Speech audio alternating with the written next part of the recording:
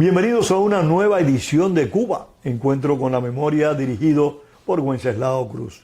En esta ocasión vamos a hablar con un cubano de Camagüey, esa tierra heroica que nos dio patricios tan gigantescos como Ignacio Agramonte y Loynaz del Castillo. Realmente una tierra bella con historia muy interesante. Joaquín Changí González, ex prisionero político cubano, un combatiente incansable contra el régimen totalitario, es la persona con la que vamos a conversar hoy. Gracias, Joaquín. Gracias a ustedes por invitarme. Changí, ¿cómo fue que te involucraste en la lucha contra el régimen castrista? Sucede que mi padre, chino de China, de Cantón, vislumbró desde el primer momento. Todos los chinos, y esto es una digresión, pero interesante para nuestros televidentes. Todos los chinos de Cuba eran de Cantón, provenían de Cantón. Sí, casi mucho, la mayoría de la emigración china para todos los países eran cantoneses, casi todos. ¿Por qué? Porque Cantón es la provincia que está frente a Hong Kong. Es una provincia grande, con muchos habitantes, es en el sur de China, y al estar frente a Cantón, a Hong Kong, y casi todas las salidas de China en esa época, estamos hablando del principio del siglo XX, se hicieron a través de Hong Kong, por ser colonia inglesa y porque en cierta medida, al pasar por Hong Kong, iban casi todos a las colonias inglesas del Nuevo Mundo. Y por esa razón, la salida lógica era por Hong Kong. Qué interesante.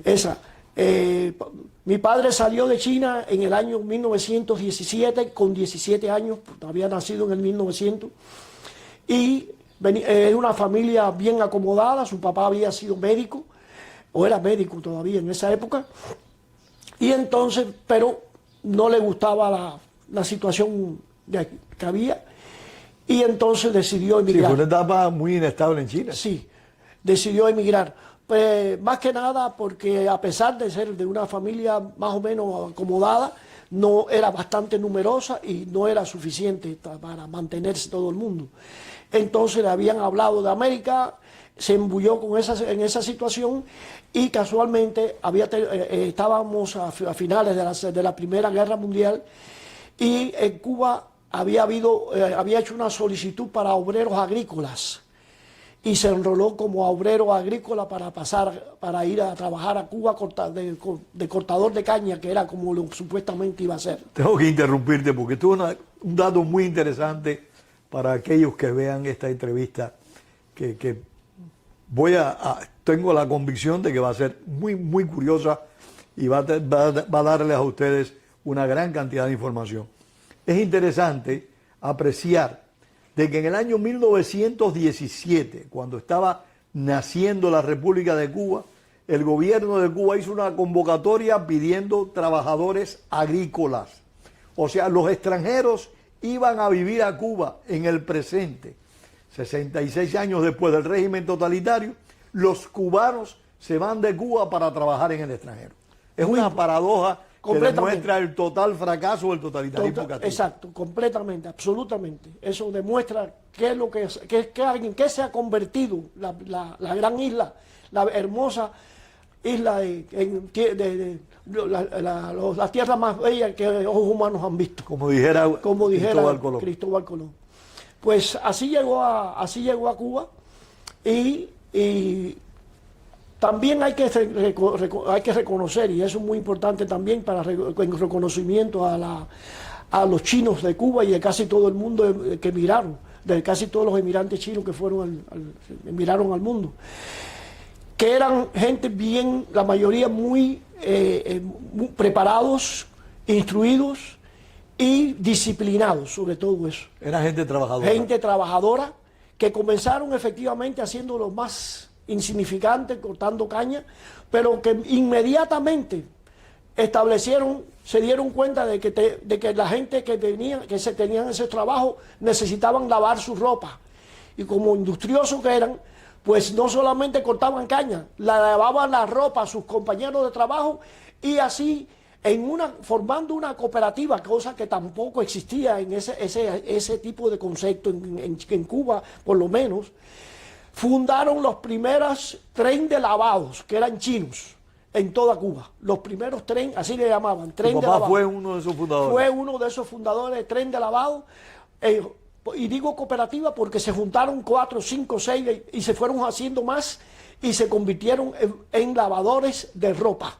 El tren de lavado era un lugar donde lavaban la ropa. Donde se reunían, era una cooperativa de chinos, donde se reunían, lavaban ropa, planchaban, se convirtieron en extraordinarias lavanderías, las mejores en aquella época, y también, por supuesto, se convirtieron en cocineros, porque también sabían de cocina, y rápidamente se convirtieron y fundaron las primeras fondas chinas en toda Cuba.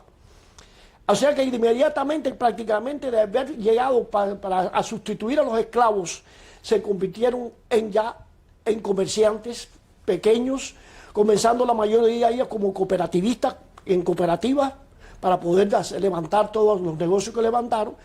Y 59 años después, en el año 59, cuando empezó la revolución, ya eran muchos las lavanderías, los trenes de lavado chinos, las fondas chinas, los comercios chinos, en todas esas cosas, y habían nacido así desde prácticamente la esclavitud. Es muy interesante realmente, y aparte de esta lección de historia que nos ha dado Chan Yin, porque podemos apreciar cómo era nuestra república, cómo se fue construyendo nuestra república, que fue destruida, nunca me cansaré de decirlo, por el régimen castrista.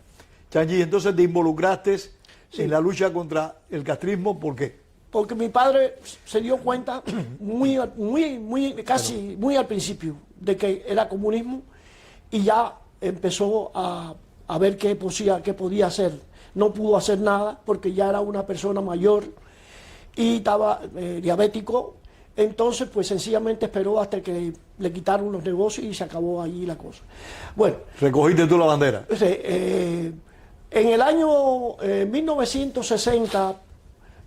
antes estudiaba en la técnica industrial, antes estudiaba en el Instituto Cívico Militar de Holguín, escuela tecnológica. Como era un producto de Batista, pues entonces fue de las primeras escuelas que Fidel Castro cerró y quedé en el segundo curso, en el segundo año de mecánica en combustión interna.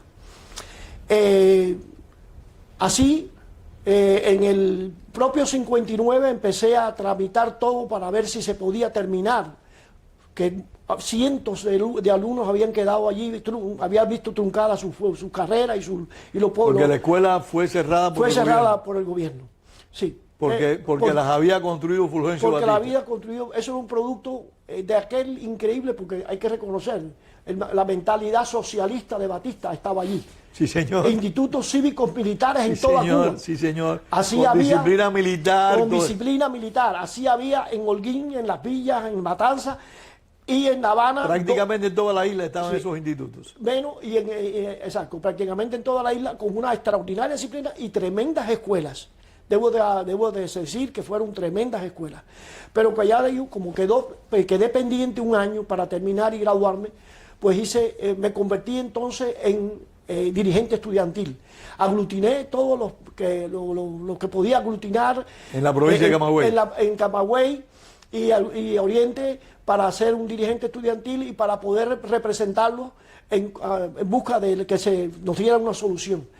Esa solución vino porque casualmente la directora de entonces, en ese momento, de las escuelas tecnológicas de Cuba, había sido una profesora mía en Camagüey. Y ella me ayudó en lo posible, o nos ayudó a todos en lo posible, y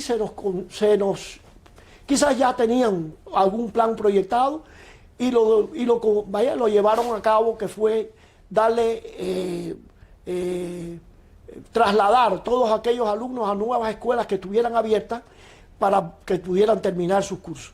En el caso mío, fui a dar a la Técnica Industrial de La Habana, en Rancho Boyero. Y allí, ¿estamos hablando de qué año, Changuín? Estamos hablando de 1960 ya. A principios de 1960 llegué a la Técnica Industrial. ¿En La Habana? En La Habana, en Rancho Boyeros. Allí estudié un curso intensivo para terminar el año que me faltaba, y me gradué el día 20 de diciembre del año 60. Esa misma noche cogimos todo lo que éramos de fuera, que éramos muchos, casi todos, y nos fuimos para nuestras provincias, nuestras casas. Yo debía haber seguido mis estudios en Arte y Oficios de La Habana. Tenía eso en mente y regresaba a Camagüey. Otra escuela muy buena, el Antiguo Oficio de La Habana. Sí, muy buena. Entonces, para esa época ya había tenido problemas en mi familia, en el sentido de que mi padrastro, que había sido baticiano y candidato a representante en la provincia de Camagüey, aunque no tuvo problema, se empezó a conspirar con la primera organización, la Rosa Blanca. Permíteme, para el beneficio de nuestros televidentes, la Rosa Blanca fue la primera organización contra el régimen totalitario que operó en Cuba. Fue fundada en Nueva York por Rafael Díaz Balar, quien fuera cuñado en su momento del propio Fidel Castro. La Rosa Blanca operó en toda Cuba durante un breve periodo de tiempo, pero fue así la primera organización como tal que combatió el régimen totalitario. Correctamente. Entonces, pues como él había sido y que la mayoría de los de la Rosa Blanca salían precisamente del antiguo régimen de Batista, pues se enroló en eso y cayó preso. Lo condenaron a 6 años, y cuando yo llegué a mi casa, había nacido un hijo de él, un hermanito que tenía entonces año y pico. Mi padrastro era Raúl Salas Cabrera, y entonces pues me encontré un cuadro bastante difícil en mi casa, pero lo más curioso de todo era que mi madre había asumido todo el control de la lucha que había hecho su esposo, que había empezado. Tu mamá se incorporó en la lucha clandestina. Se incorporó a la lucha clandestina y había organizado un grupo que debía de alzarse. ¿Cómo se llamaba la vieja? Mi mamá se llamaba Hilda María González García, y había preparado un grupo que debía alzarse en el Escambray. Cuando yo llego ahí me encuentro con ese cuadro y... ¿Te enteraste enseguida? La vieja te lo contó, te lo dijo. Sí, todo, lo supe todo. En ese mismo momento me enteré de la situación. Ella había hecho contacto con algún personaje muy curioso que se llamaba Efrén Ruiz Sánchez. Efrén Ruiz Sánchez, muy poca gente lo sabe, fue el verdadero jefe del Escambray. Sí. No fue el jefe militar, pero fue el hombre que proveía las armas, sí, ¿por qué? Proveía los pocos recursos que tuvieron los alzados. Fue Ruiz Sánchez, y no era Efrén, ahorita me viene el nombre. Era Ruiz Sánchez de apellido, que era pariente de Antonio de Varona, de Tony Varona, sí, amigo. Pues, Ruiz Sánchez había sido, ¿cómo se dice? Había sido dirigente auténtico. No solamente, sino que había combatido en Corea, es como dicen, Veterano. Un veterano de la guerra de Corea. Y por esa razón la CIA le dio una ayuda para que pudiera llegar a esas armas y esas cosas, y por eso él era el jefe.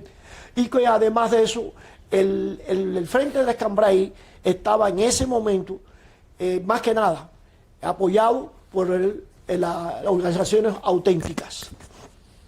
Bueno, sí, es un punto interesantísimo, porque los primeros dirigentes del Escambray, oficiales del Escambray, que fueron capturados y fusilados, como Plinio Prieto, sí, Porfirio Ramírez, etcétera, procedían de las filas auténticas. Procedían de las filas auténticas. Así fue como empezó, como llegué allí, como fuimos al Escambray.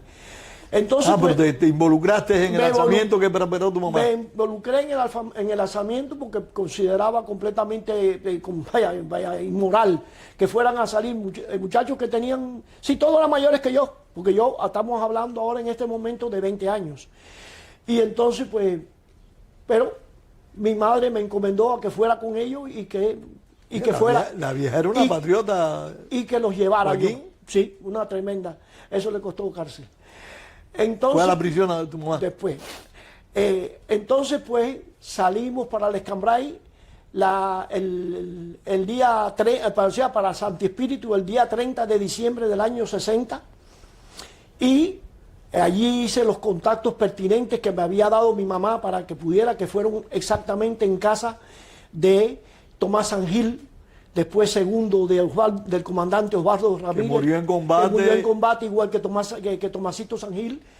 Y en su casa, en casa de Tomasito Sangil, me dieron todas las indicaciones, todas las instrucciones, me pusieron el chofer, y con esos salimos al día siguiente, 31 de diciembre. ¿Cuántos eran? Éramos 5, yo 6. Y llegamos nos llevó un chofer ya asignado, nos tiró en una alcantarilla en la carretera de Caracusey, Próximo a Trinidad. Y entonces por ahí subimos, estuvimos caminando todo, fue muy temprano en la mañana, todo el día estuvimos caminando y a la noche, o sea, a la noche del día 31 tarde llegamos a la comandancia del frente del Escambray, dirigido en ese momento por el comandante Osvaldo Ramírez. Y el segundo... Permíteme recordarle a nuestros televidentes, Osvaldo Ramírez fue capitán del Ejército Rebelde, específicamente de la policía en la región de Santi Espíritu.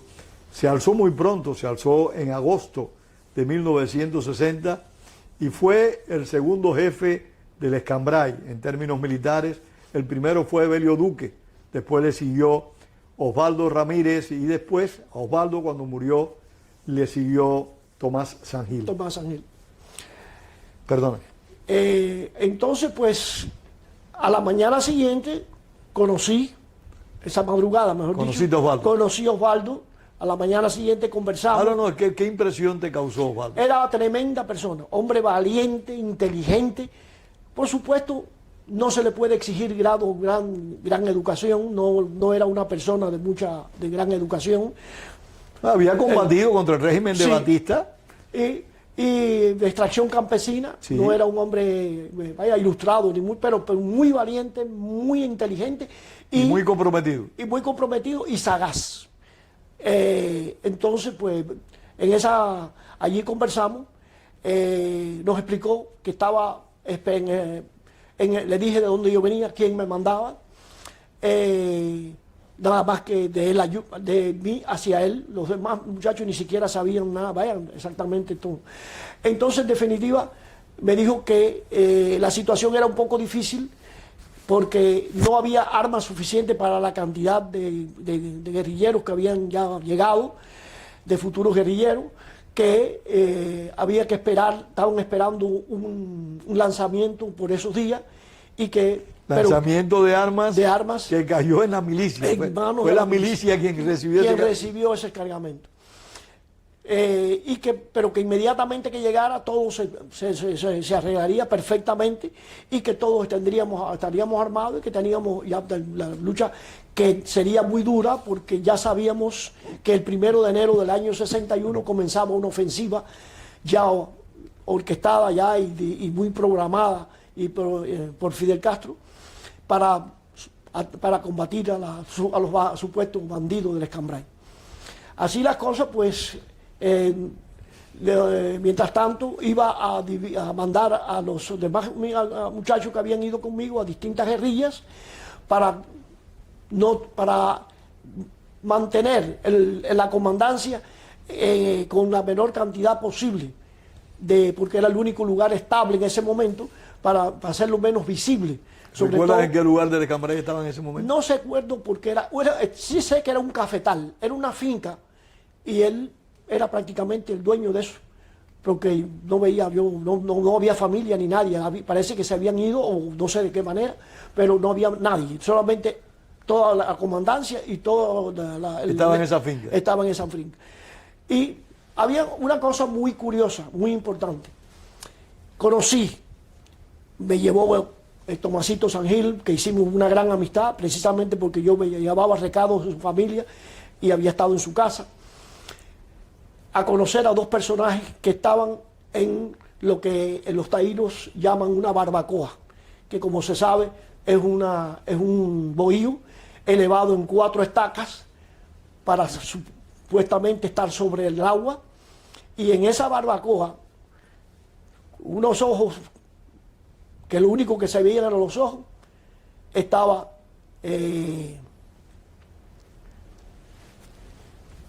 ¿cómo se llama el morenito que fue después fue Eusebio Peñalver? No, Mártir de la Revolución. Eusebio era de nuestro. Benítez. Conrado Benítez. Ahí vi los ojos de Conrado Benítez, que después conversé con él. ¿Qué hablaste con Conrado Benítez? Era un pobre infeliz, en realidad lo habían mandado a alfabetizar allí, y sí, era muy apasionado en la cuestión de su ideología, y por esa razón lo denunciaron y lo habíamos apresado allí. Yo no estaba, pero lo conocí allí. También había otro personaje muy curioso llamado La Antigua, de apellido Pedro La Antigua. Pedro La Antigua. Abajo en el cafetal, otro mártir de la Revolución. Otro mártir después de la Revolución. Este individuo estaba en una cerca, rodeado por un pedacito, dentro de 4 exactamente palmas que estaban en el cafetal. Habían hecho en el pedacito que dejaban las 4 palmas, que serían 6 pies, tal vez por 6 pies, no creo que Lo llegaran. tenían preso en ese lugar. Lo tenían preso en una alambrada de puercos, de esa tela metálica de puerco, que son de... O sea, él no estaba junto con Benítez. No, Benítez estaba separados. solo, no cabían los dos allí. Y entonces la Antigua estaba allí en el cafetal. Conocían también a la Antigua. Después... Estas personas eran verdaderos delatores, Eran supuestamente, sí, delatores, la Antigua. Ya te digo, Conrado Benítez no creo que fuera, lo que sí era apasionado en la cuestión de su ideología, y tal vez por eso lo llevaron ahí. Y la Antigua, pues sí, había sido delator, había sido muy activista, miliciano, y todas esas cosas, y eso es la razón por la que también estaba allí. Pasaron los días. A ellos los mataron después que tú te fuiste ahí. No, yo estando allí. Estando tú allí los mataron. Bueno, ya yo no estaba en la comandancia, pero no, ya yo estaba afuera, sí, ya yo estaba afuera. El caso es que los muchachos, ya digo, los mandaron a otras guerrillas, yo solo quedé en la comandancia, y allí transcurrieron los días que fueron todos de espera del envío. Y subíamos una meseta dentro de las montañas, allí poníamos unas luces, ya unas antorchas. Era una cadena de luces que funcionaban como una planta eléctrica que teníamos, para hacer la señal, que no era más que una flecha, la punta de una flecha, para que allí fuera donde se lanzara el cargamento de armas que supuestamente nos veía llegar.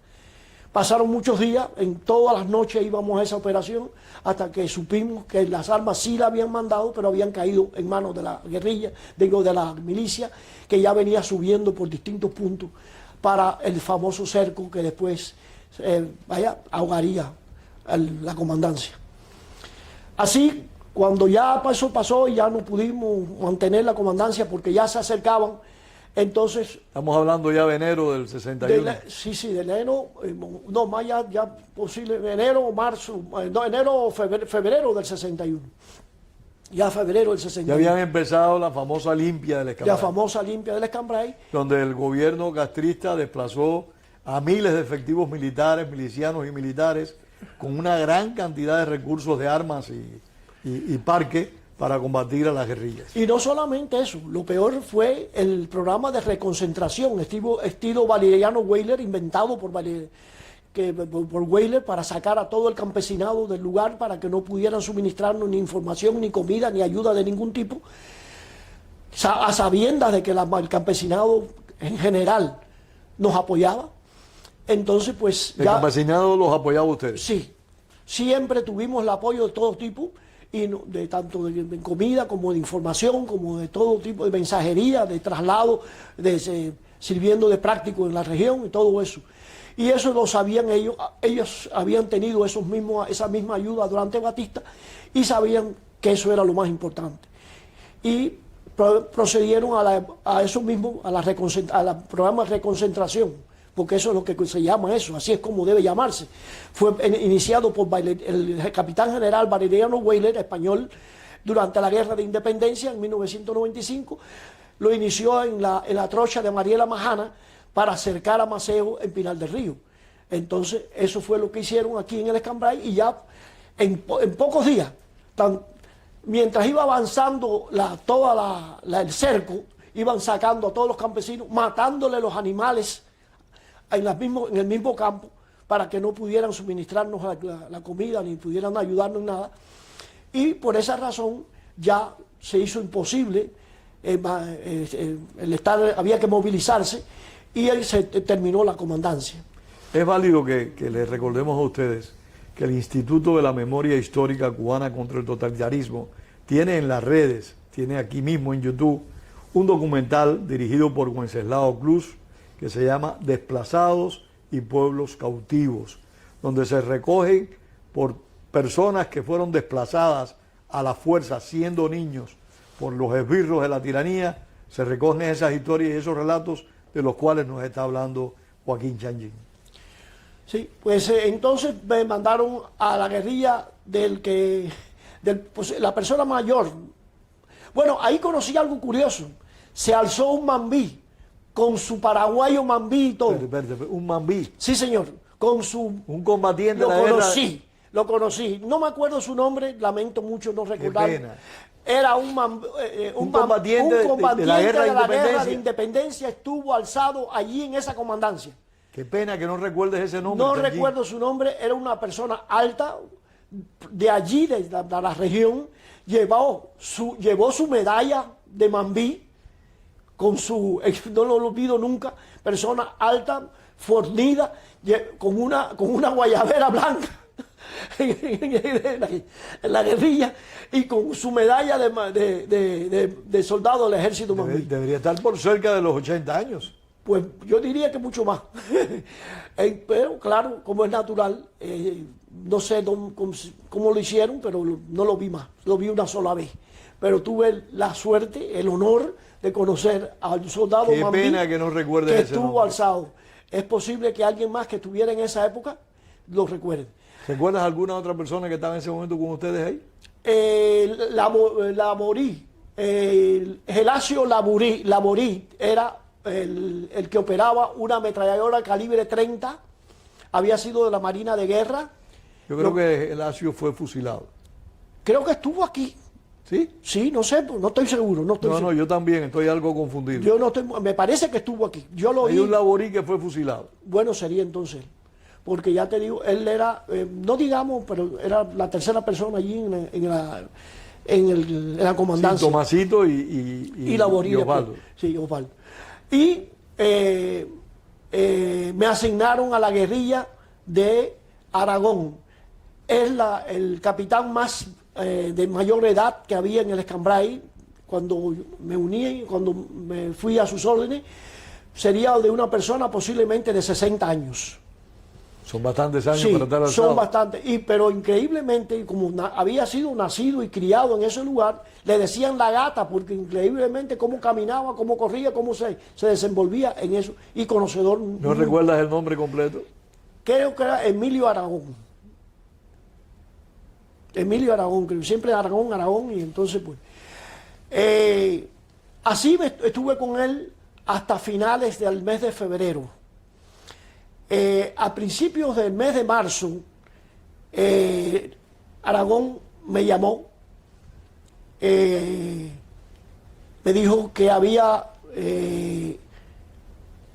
conferenciado con jefes, me imagino que con Osvaldo o tal vez con Tomás, y que habían pensado en una forma que quizás yo podía, como yo había dicho, y había llegado allí por conducto y del supuesto jefe del frente, Ruiz Sánchez, pues que creían que yo era la persona indicada para hacer un plan, para llevar a una misión a La Habana, a los jefes sobre todo de las organizaciones auténticas, para que elaboraran una fórmula de sacar, porque ya daban por muy difícil el mantenimiento, ya no tenían un lugar estable para recibir ningún tipo de envío de armas, ni de ningún tipo de pertrecho. Es que la ofensiva fue muy severa, muy masiva. Y que entonces todas las guerrillas diseminadas no podían ya estructurar ningún plan de futuro, y que entonces pues se hacía urgente la necesidad de que, si fuera posible, se estructurara un plan de salvación para sacar a los combatientes que quedaban, que vinieran embarcaciones de Estados Unidos que pudieran conectar para llegar a un acuerdo de lugar de entrevista o de salida o lo que fuera, para poder salvar a lo poco que quedaba, a lo que quedaba. O sea, poder sacar de Cuba a los guerrilleros que estaban en una situación difícil. Porque ustedes en ese momento no tenían armas, no tenían parque. No tenían, sobre todo no teníamos parque. Entonces, pues, me dijo Aragón, ¿tú crees que puedes salir, llegar a La Habana? Digo, yo, bueno, lo intentaré, imagínate qué voy a hacer. Entonces, pues, me dijo, vamos, yo te voy a colocar para que pueda salir, para que sea lo más seguro posible. Así las cosas. Aragón, con la guerrillita que le quedaban, que eran aproximadamente 15 hombres, aproximadamente, me situó en un lugar cerca a unos, yo me imagino que por lo menos 2 o 3 kilómetros del terraplén que va de Guasimal, a Santi Espíritus. No había conocido, no sabía de que existía Guasimal y nunca lo había oído. Sencillamente me dijo, está en ese terraplén, te vamos a dejar en una guardarraya para que sigas ese camino. Lo vas a seguir directo, sin parar, hasta que llegues a una carretera, al terraplén. Si no ves nada, y si no llegara, porque no pasara ningún transporte, tienes que saber que más adelante, a más o menos otro kilómetro, está una estacioncita de ferrocarril, y ahí te puedes recoger un gascar, sobre todo bien temprano en la mañana. ¿Qué cosa es un gascar? Un gascar era increíble que me lo pregunten tú. Un gascar lo hago para beneficio de las nuevas generaciones. Sí, bueno, pues dice. Un gascar es un vagón de ferrocarril, que es un solo vagón. Que tiene propia movilidad. Que tiene propia movilidad. En algunos casos fueron hasta 2, o sea, unidos, pero no más de 2, que viajaban mucho. Incluso después en Cuba se sustituyeron por otros también, que eran 2 unidos, y que viajaban a Habana Oriente en un viaje rápido. En ese gascar debía de venir, siempre que venga de la derecha, me dijo, que viene de Guasimal, y para ir para Santi Espíritu, que te queda a tu mano izquierda. Ten en cuenta esas 2 cosas. Coge este dinerito y trata de resolver esa situación. Así me puso esa noche, como a las 12 de la noche, en ese camino. Eran como, casi las 12 de la noche cuando empecé a caminar por esa guardarraya. De buena primera tropiezo con una persona. Me doy cuenta, no lo había visto. Me doy cuenta por la persona porque, ¡ay! Los 2 gritamos. Y entonces... Tú estabas, por supuesto, desarmado. Yo iba desarmado, sencillamente, y lo único que se me ocurrió, no se mueva, no te muevas que te mato. Y lo encañoné con mi dedo por la espalda. No, yo no me muevo, yo no me muevo. Bueno, se viró, bueno, es un anciano, y resultó que él vivía así mismo, yo no había visto porque estaban las luces apagadas, en un bohío que estaba exactamente a unos pasos de nosotros y que ni siquiera yo había visto en medio de la noche. Y entonces, pues, yo vivo allí, pues dale para allí. Y entonces lo llevo hasta su casa. El pobre hombre, no, yo no, digo, ¿dónde están los alzados? No, yo no sé. ¿Y dónde está la milicia? No, tampoco sé. Entonces, pues, me llevó hasta su casa, asustado, por supuesto, muy, muy asustado. Y, ¿que necesita comida, agua? Digo, está bien. Hacía 2 o 3 días que yo no comía. Me brindó. Esa es otra cosa. Sí. De hecho, el desplazamiento forzoso de los campesinos hizo imposible que ustedes se pudieran alimentar con frecuencia. Entonces, pues de la sobra que había quedado la comida, me hizo un tremendo suculento, una suculenta comida. Vi que era él, su señora, una anciana ya también, y una niña minusválida, por cierto. Ella no estaba bien, no era normal. Nunca supo que tú eras un alzado. Me imagino que yo nunca lo dije, por supuesto, ahí quedó eso. Yo me imagino que lo pudo haber deducido. Sí, tiene que haber deducido. Y entonces, pues, le dije, ¿tendrás una ropa que me cambie por la mía? Yo tenía, no era un uniforme, pero era bastante parecido a un uniforme, o sea, de lo que usaban los alzados allí. Y entonces, pues, me dio una ropa, una muda de ropa limpia que casi no me servía, me quedaba, porque era más bajito que yo y más delgado que yo. Y seguí con mis botas, que era lo único que me delataba si acaso. Y me dio un sombrero, y con eso le dije, usted se queda aquí, usted ya más entrado ya casi de día ya, o sea, ya muy temprano, como a las 5 de la mañana salí de su casa, camino hacia donde me habían mandado al terraplén. Por el camino me encontré un miliciano. Le dije, buenos días, compañero. Me contestó igual, no me dijo nada, no hicimos más ningún comentario, yo seguí de largo. Pensé, pero no estaba armado, dije, bueno, pero estaba vestido de miliciano. Seguí de largo, llegué hasta Terraplén, miré para los 2 lados, tuve un rato, pero me quedé pensando si aquel miliciano no me había enfrentado por alguna razón, y dije, puede ser que le diga algo o vaya a buscar algo, no me voy a quedar aquí entonces. Voy a seguir para la línea de ferrocarril. Y seguí para la línea de ferrocarril. Allí me encontré con una bodega, ya eran aproximadamente como las 8 y algo. Me desayuné algo allí, una bobería, y me senté en la parada del Gascar. Llegó el Gascar, efectivamente, como a las 8 o las 9, 8 y media o por ahí de la mañana. Lo tomé, llegué a la ciudad de Santi Espíritu. Allí me fui al lugar donde primero había estado en Santi Espíritu cuando salí de Camagüey, como uno de los contactos de mi mamá, el señor Ascanio Gómez. Había sido alcaide de la cárcel de Santi Espíritu durante la época de Batista. Tenía 2 hijas, una era maestra, la otra era todavía una niña, una jovencita. Allí me di el primer baño en todos los 13 meses que había estado en el Escambray. Los 3 meses que estuviste en el Escambray no te pudiste bañar. Nunca me bañé porque, de acuerdo con el libro, con el manual del guerrillero del Che Guevara, una persona no debe bañarse ni quitarse los zapatos nunca mientras esté en guerrilla. Y esa regla la seguí. Y fue así. Lo más curioso... Así que el manual de guerrillero de Guevara le sirvió a usted. Me sirvió, yo lo había leído y nunca me olvidé eso. No te quites nunca los zapatos y no te bañes. Entonces, pues no me bañé. Para Guevara eso sería una gran satisfacción porque él era un puerco. Él era un puerco, así mismo, yo me imaginé eso. Porque si yo solamente en 3 meses... Una cosa muy curiosa, yo había padecido de eczema toda mi vida.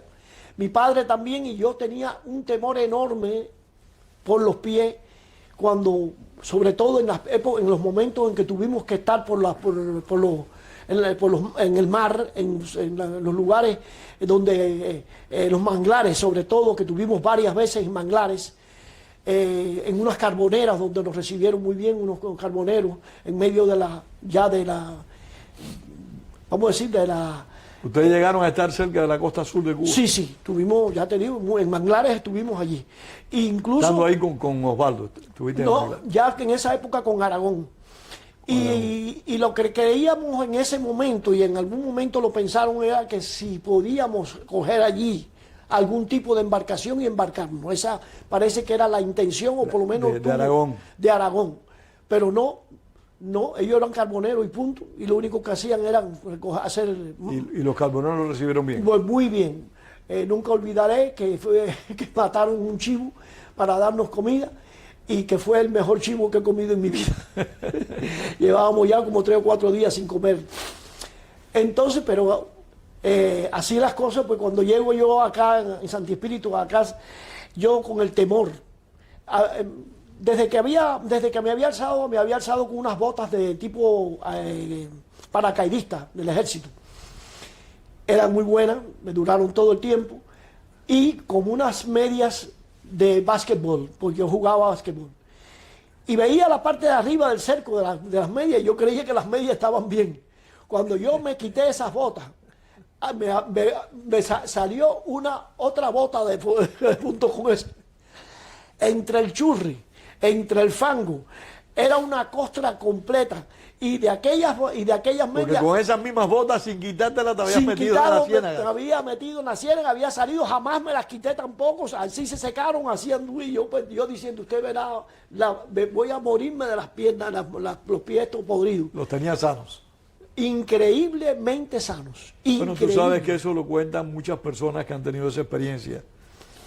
¿Te acuerdas que Perón contó que él estuvo muchísimo tiempo en la selva en el Congo, junto con una persona que ayudó, que estaba herida, y él dice que nunca sufrió allí un ataque de asma, ni un dolor de garganta, nada? Parece como que el organismo saca fuerza de donde no hay para enfrentar eso. Saca fuerza de donde no hay, completamente. Y ya, cuando vi, digo, aquella cosita que yo veía estaba completamente pegada a la piel, era lo único que quedaba de las medias. La cosita blanca que yo estaba veía, arriba nada más. que estaba arriba de las botas. Entonces, con la costra aquella, vaya, boté los zapatos, por supuesto, boté todo, a pesar de que la ropa estaba limpia, ahí mismo me dieron ropa limpia, y entonces me ayudaron en lo que posible, me di un buen baño y afeitado, y salí en busca de un transporte para irme para Camagüey, de donde pensaba, o sea, regresar, para ir a La Habana. Para ir de ahí a La Habana. Así pues, inmediatamente ese mismo día me fui para Camagüey, llegué de noche y me tiré, como no sabía la situación de mi casa, de lo que había, qué es lo que había, me tiré en la carretera central antes de llegar al mercado de la Caridad en Camagüey, que también queda en la carretera central Habana-Camagüey. Y en esa misma carretera, ahí mismo junto a la carretera, había una hortaliza de chinos que yo conocía perfectamente. Yo aprendí cantonés prácticamente desde que nací.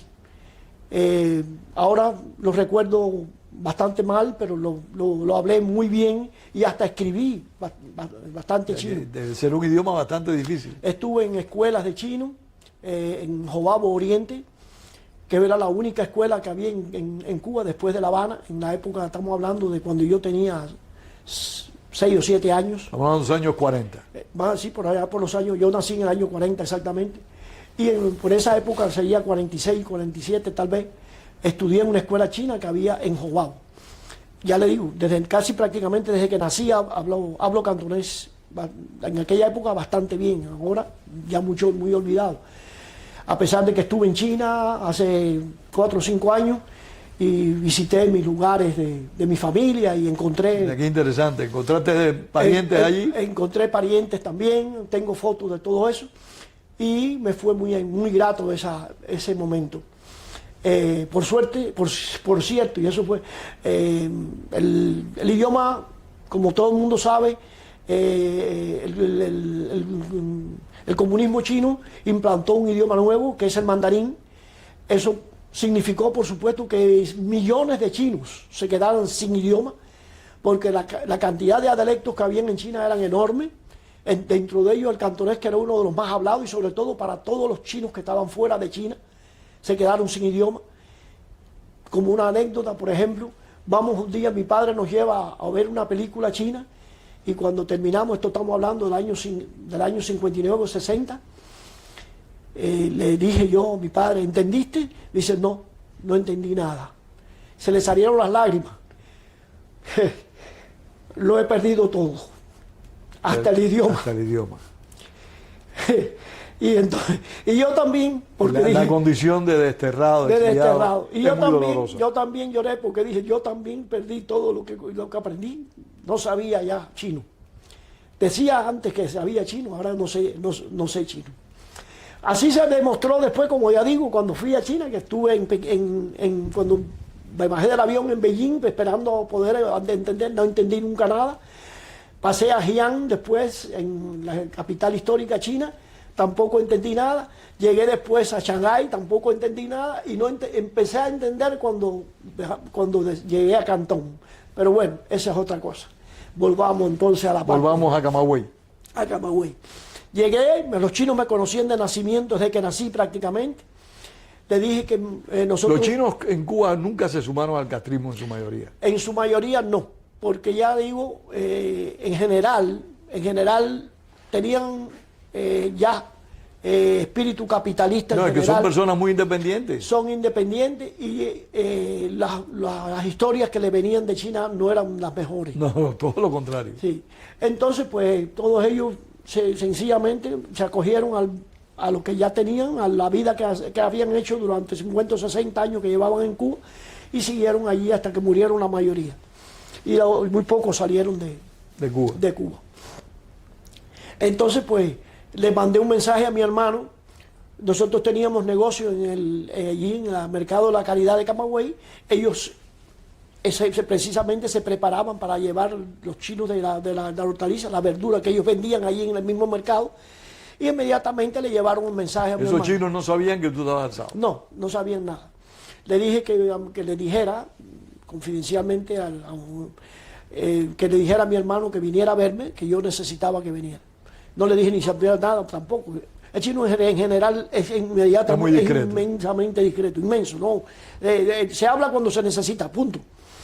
Y entonces, pues, ya llevó el mensaje, vino mi hermano, le dije, mira, esta situación yo tengo que recoger ropa, lo que pueda, si hay que existe algo, y me lleves un poco de dinero. ¿Tu mamá todavía estaba suelta o ya estaba detenida? Mi mamá estaba detenida prácticamente desde que nos alzamos, porque prácticamente como a los 15 días de estar alzados nosotros, cayó una de las guerrillas donde había dos hermanos que habían ido conmigo, que habían sido casquitos, y esos hermanos hablaron, por lo menos uno, y dijo de dónde había salido, quién había mandado, y ahí atraparon a tu inmediatamente madre. Fueron a buscar a mi mamá. Por cierto, curiosa y una anécdota muy curiosa.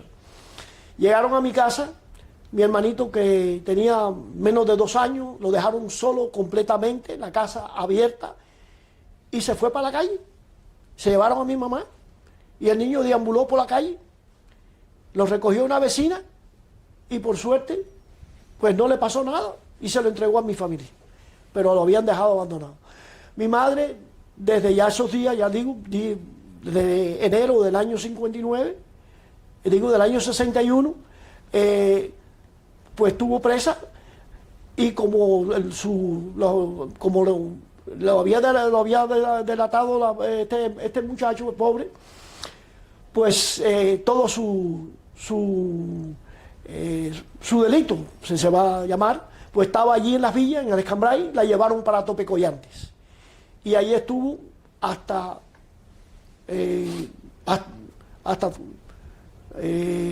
que yo llegué a Isla de Pinos, por lo menos. mucho después. Permíteme decir, Tope de Collantes es un hospital que construyó Fulgencio Batista en la Sierra del Escambray, un hospital para tuberculosos.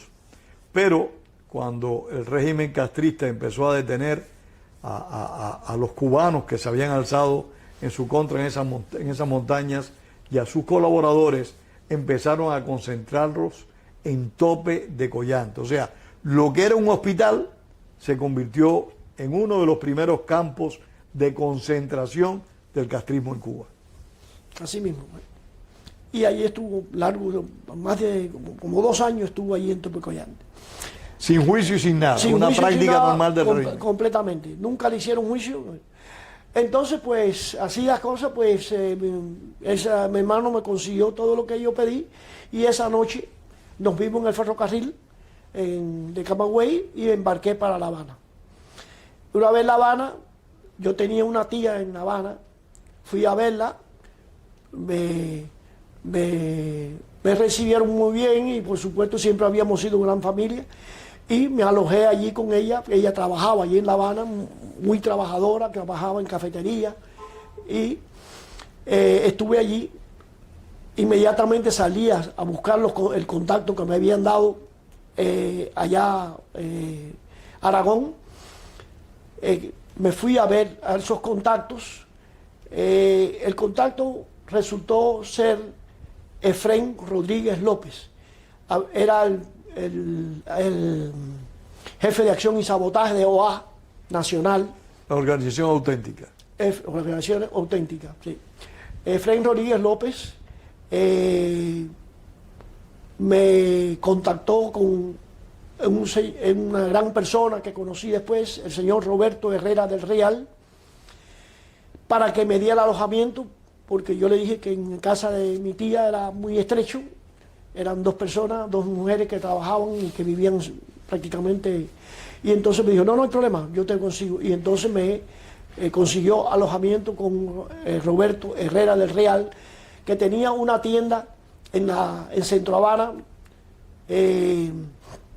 una fábrica de uniformes, Roversal, una tienda que se llamaba Diamar, de ropas, y conversamos en una bodega donde me presentó al doctor Roberto Cantera Fernández, abogado, hermano de Aurelio Cantera, que ya estaba preso en Isla de Pino. Era una familia de las villas que tenían un negocio muy grande de contaduría y asesoría legal en Carlos III en La Habana. Conversamos mucho, ellos inmediatamente me acogieron y allí me trasladé para el lugar en donde me iba a alojar, que era la tienda de ropas de Amar. Me explicó que el sindicato de su negocio había acordado hacer milicias y tener un celador durante las noches que durmiera allí porque había muchos sabotajes y que el sindicato de su trabajo, de su negocio, habían acordado tratar de cuidar su centro de trabajo. Qué buena gente son. Y que entonces le habían dicho a sí mismo, se lo habían planteado a él, el dueño del negocio, y que él le había dicho que él iba a buscar a una persona le iba a contratar a una persona para que te fuera pusieron a ti como supuesto celador. al celador, y entonces yo fui el supuesto celador. Allí me fui a dormir, a vivir prácticamente. No había cama, me dormía arriba de una mesa de corte. Changi, permíteme porque el tiempo va corriendo. ¿No volviste al Escambray? No volví al Escambray. Días después, hubo 2 días después, más o menos, hubo la reunión famosa donde donde expliqué perfectamente la situación, donde expuse el plan. Estaban los jefes de varias organizaciones, no solamente estaba la gente de la OA, Nos recuerdo perfectamente a una persona muy querida, a la que quise mucho, un tremendo patriota, uno de los hombres más valientes que he conocido, Carlos Antonio Rodríguez Cabo, jefe de MAR, una organización MAR, y otros más que estaban allí. Y ya digo, al doctor Roberto Gantea, a Mendigutía, que era ingeniero. Y entonces, pues, volvieron a tener otra reunión, yo al día siguiente, y yo estaba durmiendo esa noche en la tienda, cuando el G2 llegó. Un delator delató la reunión, apresaron a todos allí en esa segunda reunión. Y ¿te salvaste en tablita? No, pero fueron allí, me encontraron durmiendo en la tienda y me cogieron preso allí. Eso, de allí, me llevaron a la casa de Roberto Herrera, y cuando llegamos a la casa, la señora de Roberto Herrera, que vivía en el segundo piso, y los dos hijos estaban gritando, y me vieron. Yo había comido una o dos veces en su casa, me conocían, pero... Se hicieron como que no te conocían. Yo, por supuesto, me dicen que no conocía a nadie también, y entonces de ahí seguí para el G2. Allí en el G2 estuvimos muy poco tiempo, pero fue la época más difícil en el sentido de que más presos habían por el G2 en esos días. Todavía estaban en quinta y 14 G2 en esa época. En quinta y 14 en ese momento. Y allí conocí a un personaje muy extraordinario, me enseñó en el poco tiempo que estuvimos allí, Eufemio Fernández.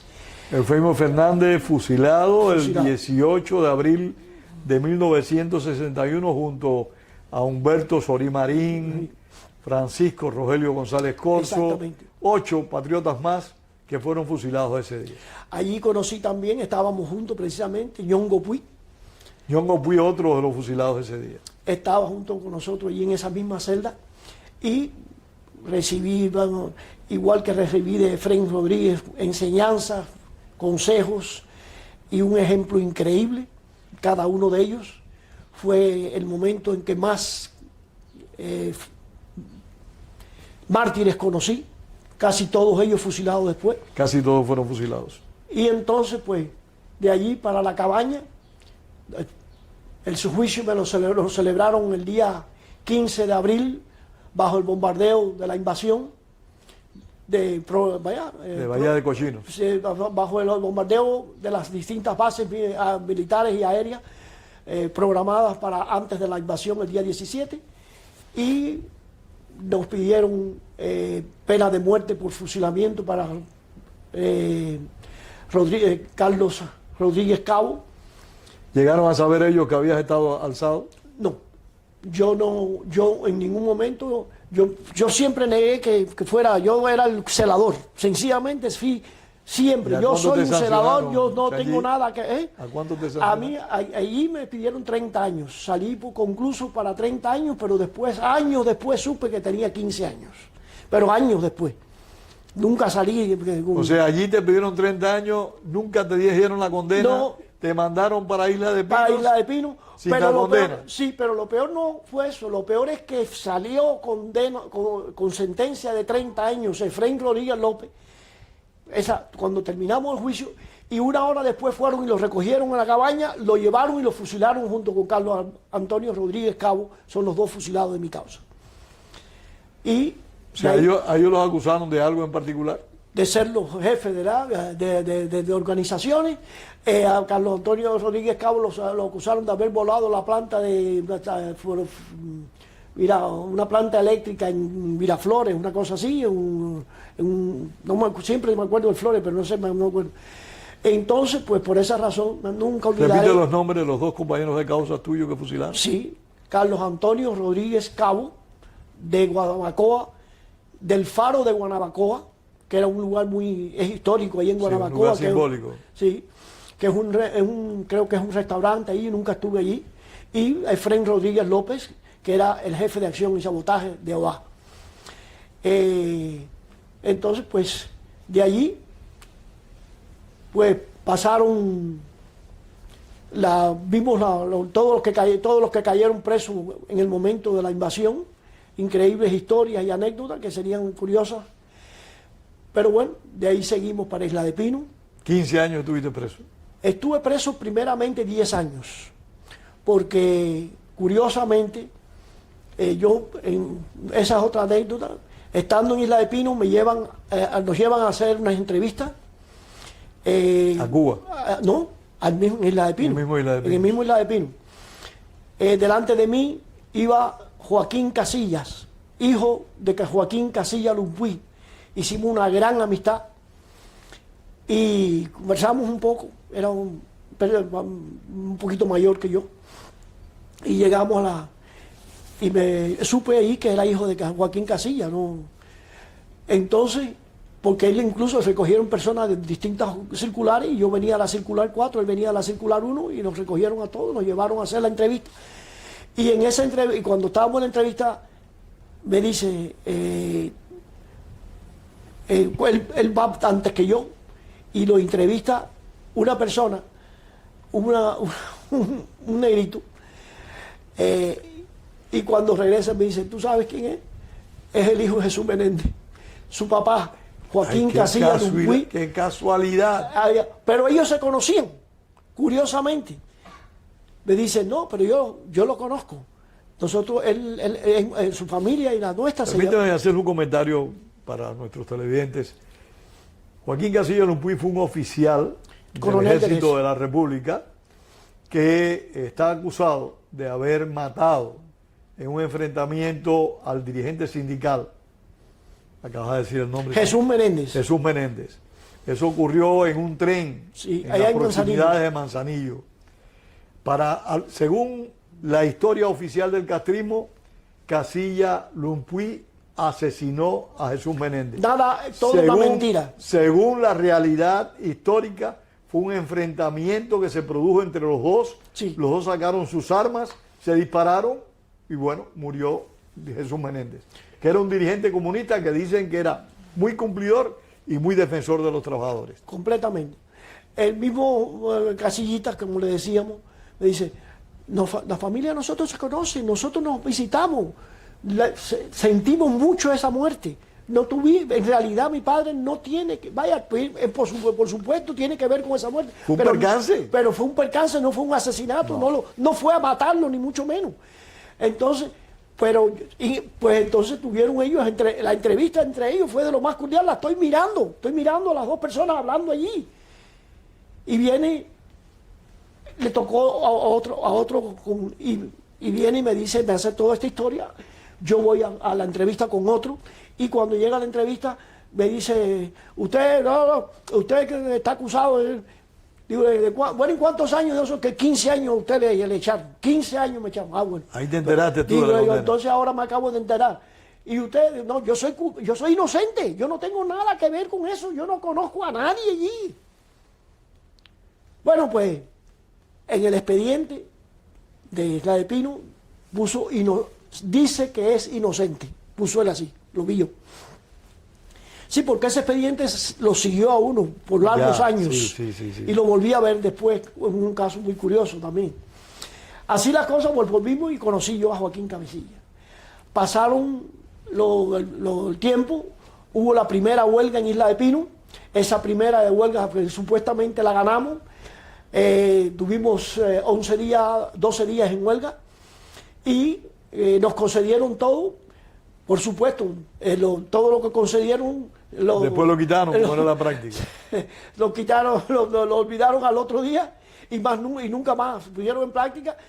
Como consecuencia de eso, hubo otra huelga inmediata, tiempo después, en la que le llamaron la pacífica, que nunca fue pacífica, por supuesto. La requisa más brutal de toda la historia de la Isla de Pino. Pero bueno, el caso fue que después, en esa huelga, durante esa huelga, en Nueva Gerona hubo manifestaciones de todas las familias de reclusos que se manifestaron allí porque sabían de la huelga que teníamos allí en el presidio y fueron y se manifestaron y allí fueron los personajes del presidio para atender las quejas de las supuestas de la familia. Le tomaron sus nombres, le dijeron que todo eso iba a resolverse y que ellos estaban seguros de que iban a concederle todas las cosas, como efectivamente dijeron. Pero le tomaron el nombre a todos los manifestantes. Dentro de eso sucede que mi madre, que la habían después de, estamos hablando de eso del año, eso estamos hablando del año 62, ya mi madre la habían escarcelado. La habían escarcelado por esos días, por un mes antes más o menos. Le habían quitado la casa. Como residencia le habían dado la casa familiar de la familia González García, que era una colonia de caña en el Central Senado, en Camagüey. Esa colonia está en el campo, cerca del Central Senado. Joaquín, ¿cuántos años estuviste en prisión? En primero tuve 10 años, porque estando en la prisión de Morón, me hicieron otra entrevista. Ahí fue cuando vi el expediente que me habían hecho 10 años antes y decía inocente. Fue una camada, parece, de unos estudiantes de Derecho del Ministerio del Interior que se habían graduado. Y este individuo, un muchacho joven, que tendría, con el grado de teniente, vino a hacerme la entrevista. Es muy amable. Me explicó que él acababa de graduarse del Ministerio del Interior en el de Derecho y que estaban haciendo una revisión de causa. Eso fue durante el periodo en que cambiaron el Ministerio del Interior. Sí, que dejó de ser Ramiro Valdés y pasó Sergio del Valle. Y cogió Sergio del Valle. Esa fue la revisión que como consecuencia. Entonces, pues, y que le habían llamado la atención que decía que yo era inocente. Yo le expliqué, pero dije, sí, pero un momentico, yo hasta hoy soy inocente. A partir de ahora yo no quiero ser inocente. Ponga ahí que yo me declaro culpable. ¿Y eso por qué? Le voy a explicar. Entonces, yo había leído un libro de Arthur Koestler, un comunista alemán internacional. Sí, señor. Muy disidente del comunismo, muy inteligente, unos libros fabulosos. El cero y el infinito.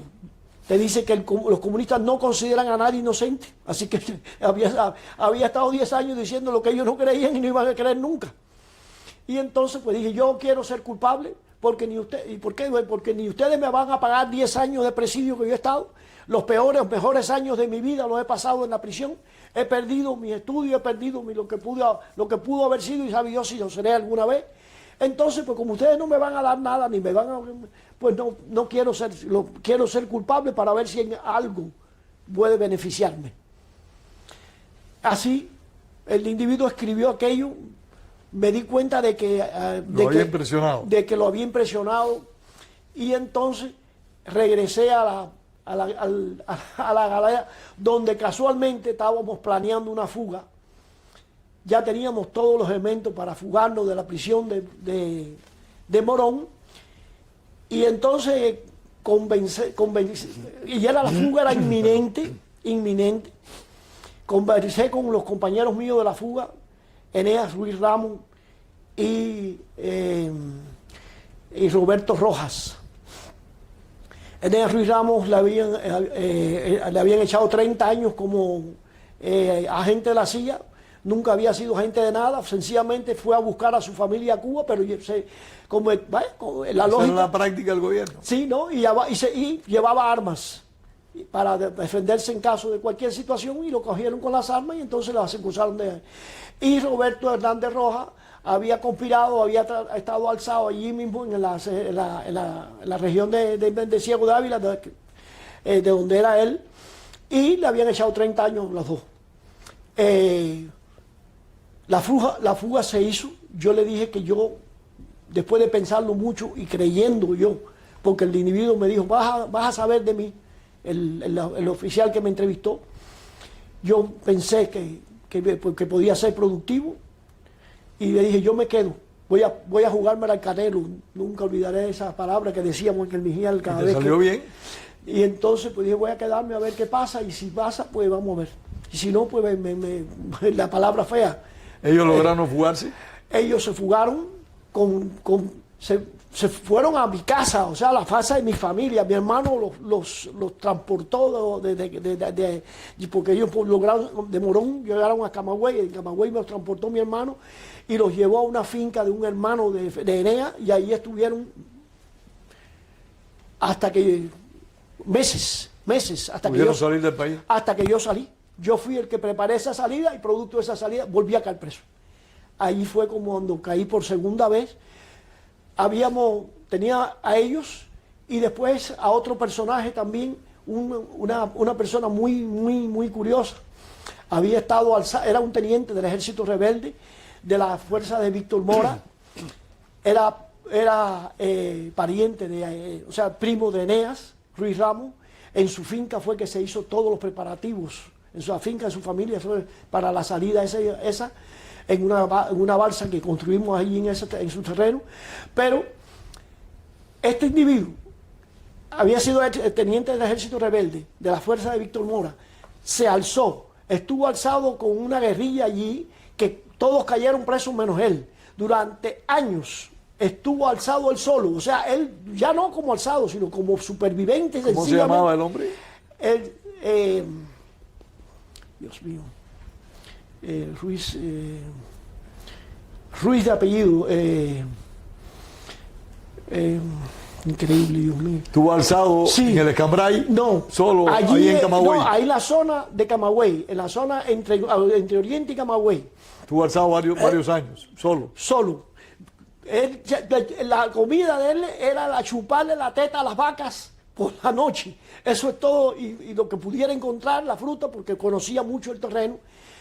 Y por supuesto, tenía familias allí, pero no podía llegar porque los tenían vigilados, y él trataba para evitar que fueran a caer los presos, no perjudicar a la familia. Y cayó preso en esa oportunidad. Entonces estuvo en esta salida que yo preparé, que preparamos nosotros, y en conjunto fuimos 9 los que fuimos a esa salida. Salimos en el año 71 de Guayabal, provincia de Camagüey, junto a Francisco, el Central Francisco.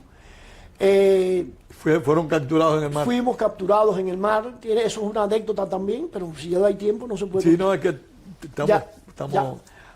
Entonces, pues fuimos capturados allí en el Golfo de Guacanayabo, porque por muchas razones que ya... ¿A cuándo te condenaron de nuevo? Sí. Ahora, como no había cumplido la sentencia, pues tenía 5 años pendientes. Más 3 años que me echaron fueron 8 años más. ¿Y estuviste los 8 años más? Estuve más de los 8 años, porque entonces como me traté de fugar 2 veces. 2 veces. ¿Te recondenaron? Me recondenaron ahí. Eso es una figura que muy pocos de ustedes conocen. El gobierno castrista, cuando un prisionero cumplía su sentencia, si no había mantenido una conducta acorde con los intereses de las dictaduras, si había intentado fugarse o algo similar, era recondenado. Pero no era recondenado porque fuera un nuevo juicio, no, era recondenado administrativamente. Arbitrariamente no le daban la libertad, aunque hubiera cumplido la sanción. Otro crimen más del régimen totalitario de Fidel Castro. Así las cosas. Fue así. Fue así. Pues, como ya te digo, como había intentado fugarme del Mijal, pues me fugué. Me cogieron en medio de la fuga, pues tuve que cumplir 3 años más, así que 18 años cumplí en la prisión. Salí en marzo del año 1979, inmediatamente, prácticamente 6 meses después más o menos, porque tuve que esperar en unas situaciones, llegué a Estados Unidos. Y aquí estoy desde entonces. Aquí estamos. Muchísimas gracias. Gracias muchísimas a ustedes. Gracias. Muy amable. Y muchísimas gracias a ustedes por haber compartido con nosotros su tiempo. Esta es una edición más de Cuba, Encuentro con la Memoria, bajo la dirección de Wenceslao Cruz. Le esperamos en una próxima entrega. Agradecidos otra vez. Gracias.